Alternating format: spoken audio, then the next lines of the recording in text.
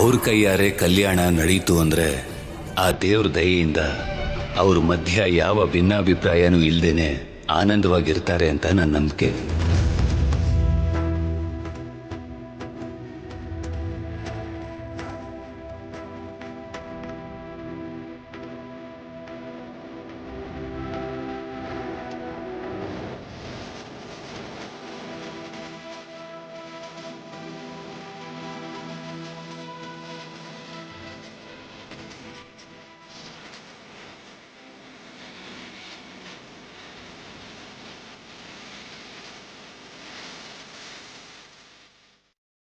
ಸೀನು, ನೀನ್ ಇಲ್ಲಿದ್ಯಾ?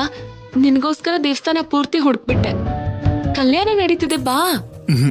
ನಾನ್ ಬರಲ್ಲ. ಬರ್ದೇ ಹೋದ್ರೆ ಹೇಗೆ ಸೀನು? ದೊಡ್ಡಪ್ಪ ನಿನ್ ಜೊತೆ ಚಾರು ಜೊತೆ ಈ ಕಲ್ಯಾಣ ನಡೆಸ್ತೀನಿ ಅಂದ್ರಲ್ಲ. ಚಾರು ಜೊತೆ ಕೂತ್ಕೋಬೇಕು ಅಂತಾನೆ ನಾನ್ ಬರಲ್ಲ ಅಂತಿರೋದು. ಹಾಗಂದ್ರೆ ಹೇಗೆ ಸೀನು?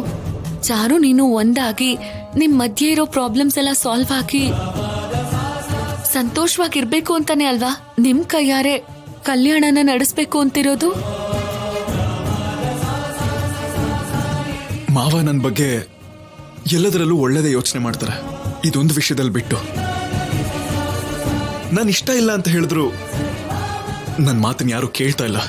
ಇಷ್ಟ ಇರ್ಲಿ ಇಲ್ದೆ ಹೋಗ್ಲಿ, ಇದು ದೇವರ ವಿಷಯ. ಆ ದೇವರ ದಯೆಯಿಂದ ನಿನ್ ಮನ್ಸು ಬದಲಾಗಿ ನೀವಿಬ್ರು ಆನಂದವಾಗಿರ್ಬೇಕು ಅಂತ ದೊಡ್ಡಪ್ಪ ಅನ್ಕೋತಿದ್ದಾರೆ.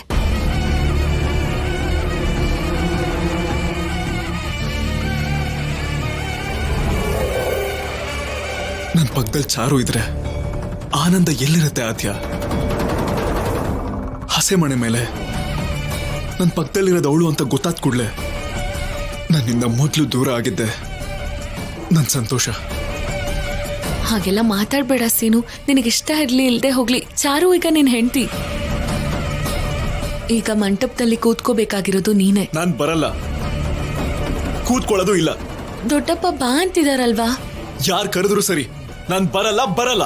ಯಜಮಾನ್ರೆ, ಹುಡುಗನ್ನ ಕರೆಸಿ, ಟೈಮ್ ಆಗ್ತಾ ಇದೆ. ಸೀನು, ಸೀನು, ಎಲ್ಲಿದ್ಯಪ್ಪ?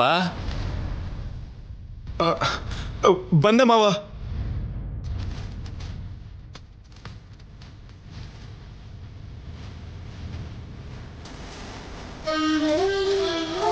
ನೋಡಪ್ಪ, ಬಂದಿಲ್ಲಿ ಕೂತ್ಕೋ.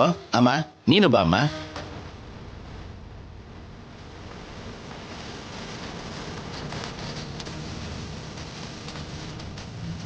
ಕೂತ್ಕೊಳ್ಳಪ್ಪ, ನೀನು ಕೂಡ ಕೂತ್ಕೊಳ್ಳಮ್ಮ.